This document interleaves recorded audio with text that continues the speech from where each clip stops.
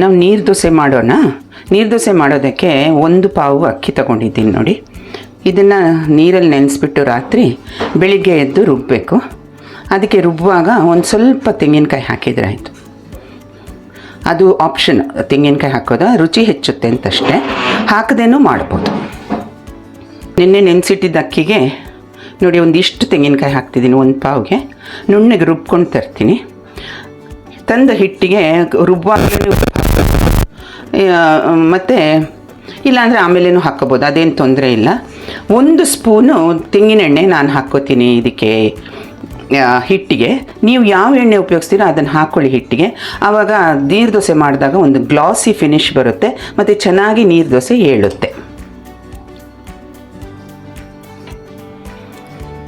1 ಅಕ್ಕಿನ ನುಣ್ಣಗೆ ರುಬ್ಬಿಬಿಟ್ಟು ಈ ತೆಂಗಿನಕಾಯಿ ಹಾಕ್ಕೊಂಡು ಅಕ್ಕಿನ ನುಣ್ಣಗೆ ರುಬ್ಬಿಬಿಟ್ಟು ಅದಕ್ಕೆ ರುಚಿಗೆ ತಕ್ಕಷ್ಟು ಉಪ್ಪು, ಆಮೇಲೆ 1 ಟೀ ಸ್ಪೂನ್ ಎಣ್ಣೆ ಹಾಕ್ಕೊಳ್ಳಿ. ನಾನು ತೆಂಗಿನ ಎಣ್ಣೆ ಹಾಕ್ಕೋತೀನಿ, ನೀವು ಯಾವ ಎಣ್ಣೆ ಉಪಯೋಗಿಸ್ತೀರೋ ಅದನ್ನು ಹಾಕ್ಕೊಳ್ಳಿ. ಆವಾಗ ನೀರು ದೋಸೆ ಚೆನ್ನಾಗಿ ಏಳುತ್ತೆ ಮತ್ತು ಒಂದು ನೀರು ದೋಸೆ ಮೇಲೆ ಒಂದು ಗ್ಲಾಸಿ ಫಿನಿಶ್ ಬರುತ್ತೆ. ಇದೊಂದು ಟಿಪ್. ನೀರು ದೋಸೆ ಮಾಡೋಣವಾ? 1 ಲೋಟ ಅಕ್ಕಿ 1 ಲೋಟ ಅಂದರೆ ನೋಡಿ 1 ಲೋಟ ಅಕ್ಕಿ, 1 ಪಾವು ಅಷ್ಟು ಆಗುತ್ತದು. ಆಮೇಲೆ ಅದಕ್ಕೆ ಒಂಚೂರು ತೆಂಗಿನಕಾಯಿ ಹಾಕಿದರೆ ಅದೊಂಥರ ರುಚಿ ಬರುತ್ತೆ. ಅದು ತೆಂಗಿನಕಾಯಿ ಮಾತ್ರ ಆಪ್ಷನ್.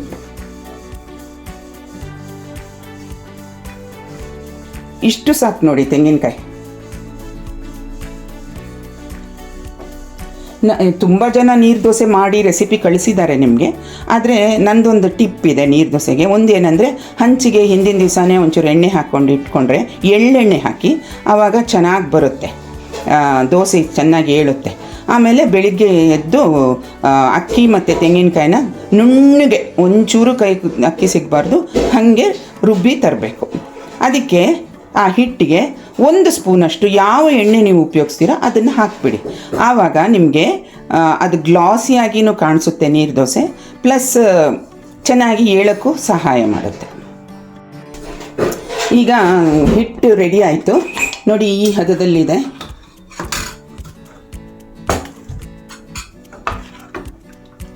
ತೆಳ್ಳಗಿರಬೇಕು. ಇದಕ್ಕೆ 1 ಸ್ಪೂನು ತೆಂಗಿನ ಎಣ್ಣೆ ಹಾಕ್ತಾಯಿದ್ದೀನಿ.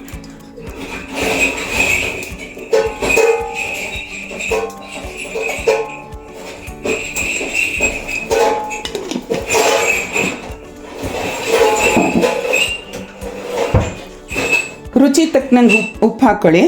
ಮಿಕ್ಸಿಗಾದರೂ ಹಾಕ್ಬೋದು, ಈಗಾದರೂ ಹಾಕ್ಬೋದು. ದೋಸೆ ಮಾಡೋಣ. ದೋಸೆ ಹಂಚು ಕಾದಿದೆ, ಚೆನ್ನಾಗಿ ಕಾದಿರಬೇಕು. ಪ್ರತಿ ಸಲ ಎಣ್ಣೆ ಹಚ್ಚಿನೇ ದೋಸೆ ಮಾಡಿ, ಎಳ್ಳೆಣ್ಣೆ ಹಚ್ಚಿ.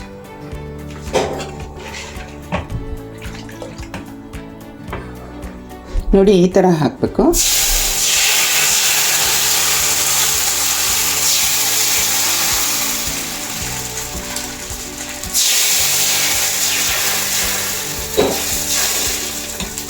ಆಮೇಲೆ ಮುಚ್ಚಿ ಇಡಿ.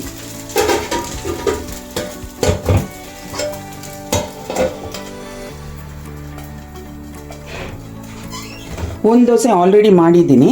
ಯಾವಾಗಲೂ ಉಲ್ಟಾ ಹಾಕಬೇಕು. ಈ ಥರದ್ದು ಏನು ನಿಮ್ಮ ಹತ್ರ ಇಲ್ಲದೆ ಹೋದರೆ ಪ್ಲೇಟ್ ಮೇಲೆ ಹಾಕಿ, ತೊಂದರೆ ಇಲ್ಲ. ಬಿಗಿನರ್ಸ್ ಯಾವಾಗಲೂ ನೋಡಿ ಈ ಥರ ಫೋಲ್ಡ್ ಮಾಡಬೇಕು, ಟ್ರಯಾಂಗಲ್ ಫೋಲ್ಡ್. ನೀರು ದೋಸೆ ರೆಡಿ. ಕಾಣಿಸುತ್ತಲ್ವಾ?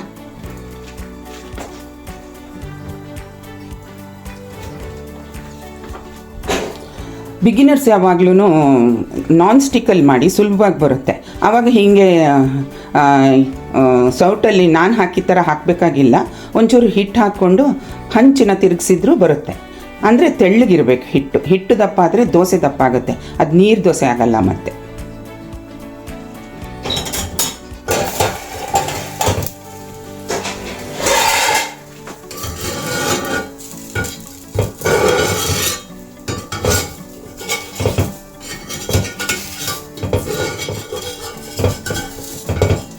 ನೋಡಿ ಎಷ್ಟು ಚೆನ್ನಾಗಿ ಬಂದಿದೆ ಅಲ್ಲ. ನೆಕ್ಸ್ಟ್ ಮಾಡೋಣ. ಪ್ರತಿ ಸಲ ದೋಸೆ ಹಂಚಿಗೆ ಎಣ್ಣೆ.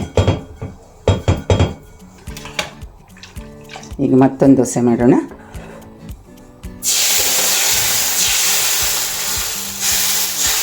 ನೀವು ರವಾ ದೋಸೆ ಎಲ್ಲ ಮಾಡ್ತೀರಲ್ಲ, ಅದೇ ರೀತಿ ನೀರು ದೋಸೆನ ಮಾಡಬೇಕು.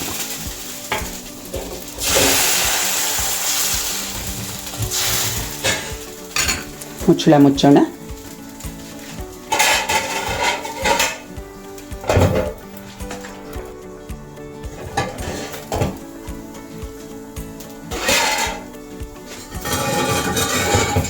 ದೋಸೆ ಬೇಗ ಕಾಯುತ್ತೆ.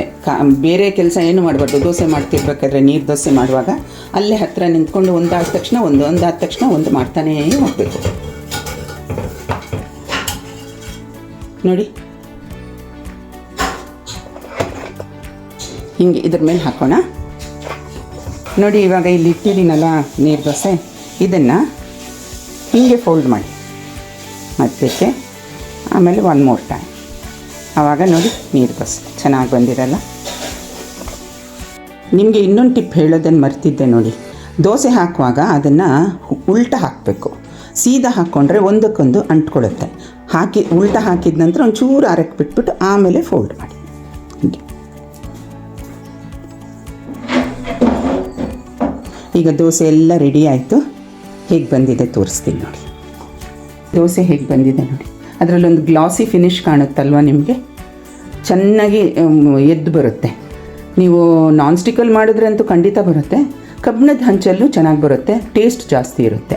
ಇದಕ್ಕೆ ನಾನೇ ಒಂದು ಸಾರು ಮಾಡ್ಕೊಂಡಿದ್ದೀನಿ. ಇದು ಅಲಸಂಡೆ ಕಾಳು ಸಾರು, ಅದ್ರ ಜೊತೆ ತಿಂತೀನಿ. ನೀವು ಚಟ್ನಿ ಮಾಡಿಕೊಂಡು ತಿನ್ಬೋದು, ರೆಗ್ಯುಲರ್ ಚಟ್ನಿ ಸಾಕು. ಇದಕ್ಕೆ ನೀರು ದೋಸೆ ಮತ್ತು ಅಲಸಂಡೆ ಕಾಳು ಚಟ್ನಿ ಸಾರು, ಕ್ಷಮಿಸಿ, ನೀರು ದೋಸೆ ಮತ್ತು ಅಲಸಂಡೆ ಕಾಳು ಸಾರು ಜೊತೆ ತಿನ್ನೋಣ. ಚಿಕನ್ ಮತ್ತು ಮಟನ್ ಕರಿಗಂತೂ ಸೂಪರ್ ರೀ ಕಾಂಬಿನೇಷನ್.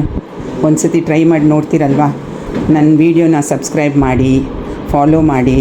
ನಾನು ಏನು ಹೊಸತ್ತು ರೆಸಿಪಿ ಹಾಕ್ತೀನೋ ಅದೆಲ್ಲ ನಿಮಗೆ ಫಸ್ಟೇ ಬರುತ್ತೆ. ಬೆಲ್ ಐಕಾನ್ ಒತ್ತಿ ಶೇರ್ ಮಾಡಿ, ಸಪೋರ್ಟ್ ಮಾಡಿ ಫ್ರೆಂಡ್ಸ್. Thank you.